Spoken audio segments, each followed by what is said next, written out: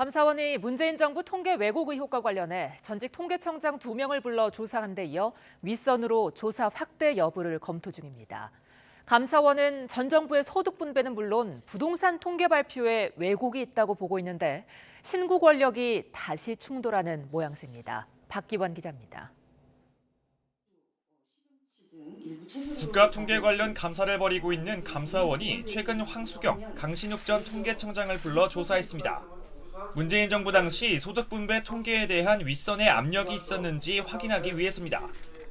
2018년 당시 문재인 정부는 최저임금을 16.4%까지 끌어올리며 소득주도 성장 정책에 드라이브를 걸었습니다. 하지만 황 전 청장이 표본 규모를 확대한 뒤 내놓은 1분기 조사에서 하위 20%의 소득은 곤두박질 쳤고 상위 20%와의 소득 격차도 직전 분기보다도 크게 벌어지며 역대 최대치를 기록했습니다. 당시 야당인 자유한국당은 황 전 청장이 취임 13개월 만에 전격 교체된 배경에 정부 기대에 못 미치는 통계가 있었다는 의혹을 제기하기도 했습니다.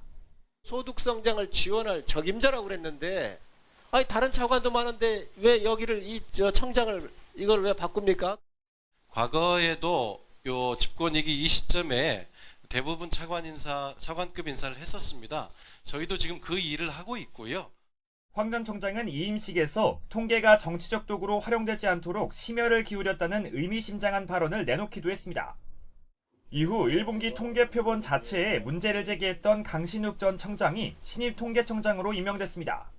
가중치를 부여해서 전국적인 대표성을 갖도록 하는 여러 가지 방법이 있기 때문에 그 방법에 대해서 좀 더 면밀히 검토가 필요하다는 생각을 갖고 있었습니다.